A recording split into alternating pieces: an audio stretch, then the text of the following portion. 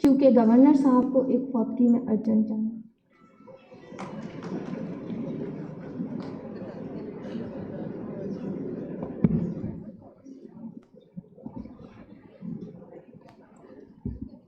جناب چانسلر اور گورنر پنجاب چودھری محمد سرور صاحب، جناب وائس چانسلر صاحب، جناب پرو وائس صاحب، ڈاکٹر وحید الحمید صاحب، احمد جاوید صاحب، قابل احترام vice chancellors, members of the board of governors, اور میرے گریجویٹس جن کو آج اسناد ملی ہیں، سب سے پہلے میں ان کو مبارکباد پیش کرتا ہوں، اور میں ان جذبات سے اپنے کلمات کا ابتداء کروں گا کہ اس تقریب میں شرکت میرے لیے باعث مسرت اور باعث فخر ہے۔ معزز گریجویٹس، بہت ہی جلد آپ بہت سی امیدیں اور آئیڈیلزم لے کر عملی زندگی میں داخل ہو رہے ہیں۔ آپ کے لیے میرا ایک مختصر پیغام یہ ہوگا کہ سیکھنا کبھی نہ چھوڑیں، سوال پوچھنا کبھی نہ چھوڑیں، اور کبھی نہ بھولیں کہ طب فن ہے اور سائنس بھی، اور جس میں ڈاکٹرز اور محققین محض تکنیک اور تربیت ہی استعمال نہیں کرتے، بلکہ انسانیت، دیکھ بھال اور دوسروں کے لیے درد جیسے اوصاف کو بھی شامل حال رکھتے ہیں۔ مجھے یقین ہے کہ جس کا حلف آپ کو ڈاکٹر امجد ثاقب صاحب نے دیا، آپ کبھی دل سے اس پہ عمل کریں گے۔ جب میں آپ سے بات کر رہا ہوں تو مجھے وہ الفاظ یاد آ رہے ہیں جو میں نے بطور جج سپریم کورٹ کے ڈاکٹروں اور طب کے پیشے اور طبی تعلیم کے معیار کے بارے میں اپنے ایک فیصلے میں کہا تھا۔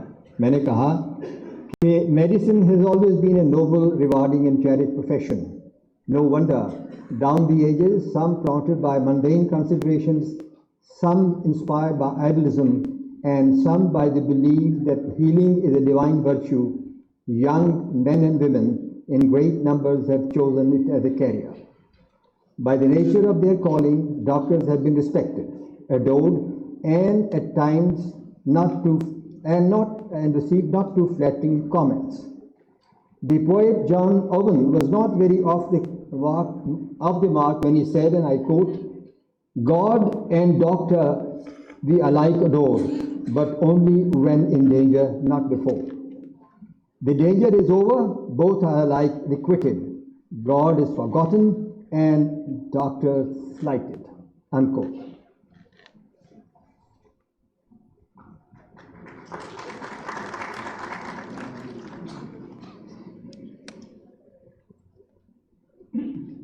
میں اس کا اردو ترجمہ مناسب نہیں سمجھتا کیونکہ وقت تھوڑا ہے۔ آئی ایم شیور آپ سب اس چیز کو سمجھ گئے ہوں گے۔ اس شعر میں، انگریزی کے اس شعر میں، ڈاکٹرز کو ڈاکٹر کے بارے میں جس شکوے کا اظہار کیا گیا تھا، اس کی وجہ یہ ہے کہ بعض اوقات ڈاکٹروں کے ہاتھوں میں ہمدردی اور انسانیت کے جذبات کم ہو جاتے ہیں۔ بطور ہیلتھ پروفیشنل ان لوگوں کو ہمیشہ یاد رکھنا چاہیے کہ جو بیمار اور تکلیف میں ہیں، آپ کو ڈاکٹری سے زیادہ کچھ کرنے کی خواہش رکھتے ہیں اور توقع رکھتے ہیں۔ وہ آپ کو ہیلر سمجھتے ہیں، شافی سمجھتے ہیں۔ شافی بننے کے لیے آپ کو اپنا سفید کوٹ جو آپ نے بڑی محنت سے پہنا ہے، کچھ دیر کے لیے اتارنا پڑے گا۔ خواتین و حضرات، جناب وائس چانسلر صاحب نے اپنی رپورٹ میں اس یونیورسٹی کی کامیابیوں کا ذکر کیا، تاہم ایک اہم پیش رفت کا ذکر میں ضروری سمجھتا ہوں کہ پاکستان میں یہ پہلی یونیورسٹی ہے جس نے ہیپینس اینڈ ویل بینگ کا ڈپارٹمنٹ قائم کیا۔ یہ دنیا کے مختلف یونیورسٹیز میں اس کا ٹرینڈ جاری ہے، اور ایک ملک نے تو ministry of health and happiness بھی قائم کرتی ہے۔ ایسے اشارے عوامی پالیسی کے بنیادی محرک بنتے جا رہے ہیں۔ ورلڈ ہیپینس رپورٹ 2020 کے مطابق پاکستان خوشی کے لحاظ سے 152 ممالک کی فہرست میں 66ویں نمبر پر ہے۔ اگرچہ یہ تعداد خطے کے دیگر ممالک سے بہتر ہے، لیکن اس سے ہمیں مطمئن نہیں ہونا چاہیے کیونکہ مزید بہتری کی بہت گنجائش موجود ہے۔ جناب گورنر، آپ کی موجودگی کا فائدہ اٹھاتے ہوئے میں کچھ بات ان میڈیکل کالجوں کے بارے میں کرنا چاہوں گا جن کی تعداد بڑھتی جا رہی ہے لیکن فیکلٹی کی مطلوبہ گروتھ نہیں ہو رہی۔ میڈیکل اور ڈینٹل کالجوں کی بڑی تعداد اور میڈیکل کالجوں کی سیٹوں میں اضافے نے فیکلٹی ممبران کی شدید کمی کو جنم دیا ہے، جس کی وجہ سے ملک میں میڈیکل کی تعلیم کا معیار مسلسل گرتا جا رہا ہے۔ آپ جانتے ہیں کہ برطانیہ میں اس وقت 36 کالج ہیں جبکہ امریکہ میں 150 کالج ہیں۔ ہمارے ہاں ابھی سے 176 میڈیکل اور ڈینٹل کالج ہیں۔ زیادہ تعداد ہونے میں کوئی برائی نہیں، لیکن معیار پر کوئی سمجھوتا نہیں ہونا چاہیے۔ پاکستان کو بین الاقوامی فورمز پر تنقید کا نشانہ بنا جا رہا ہے۔ میڈیکل کالج کی اتنی بڑی تعداد اور فیکلٹی کی کمی کی وجہ سے تعلیم کا معیار متاثر ہوتا ہے۔ آج ہمارے پاس anatomy, physiology, biochemistry, pharmacology اور فارنسک میڈیسن جیسے مضامین کی فیکلٹی کی شدید کمی ہے۔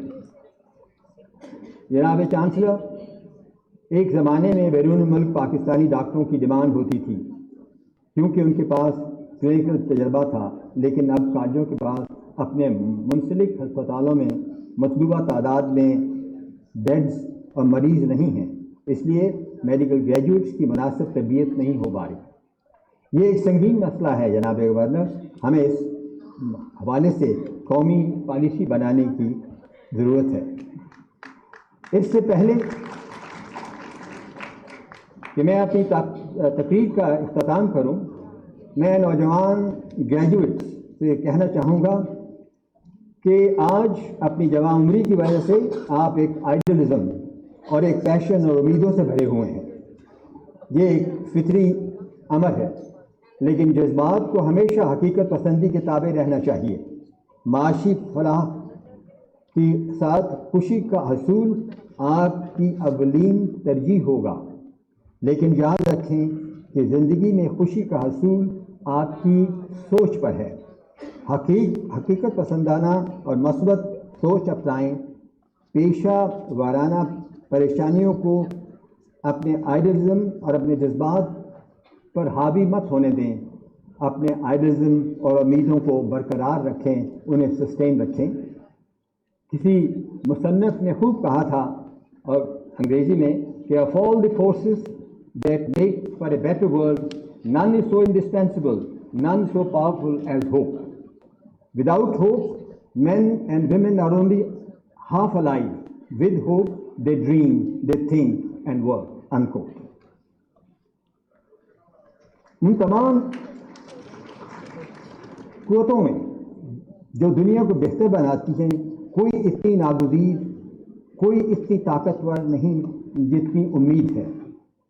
امید کے بغیر لوگ صرف آدھے زندہ ہوتے ہیں۔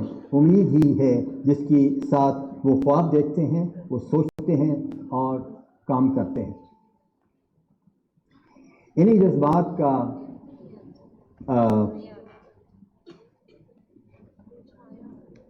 اظہار علامہ اقبال نے کچھ اپنے الفاظ میں یوں کیا کہ ملت کے ساتھ رابطہ استوار رکھ، ملت کے ساتھ رابطہ استوار رکھ، پیوستہ رہ شجر سے امید بہار رکھ۔ ان الفاظ کے ساتھ میں آپ کو مبارکباد دیتا ہوں اور خدا سے اجازت چاہتا ہوں۔ شکریہ۔ شکریہ چیئرمین صاحب۔ اب میں وائس چانسلر صاحب سے گزارش کروں گی کہ وہ آج کی تقریب کے مہمان خصوصی اور صوبہ پنجاب کی تمام سرکاری اور نجی یونیورسٹیوں کے چانسلر گورنر پنجاب چودھری محمد سرور صاحب کو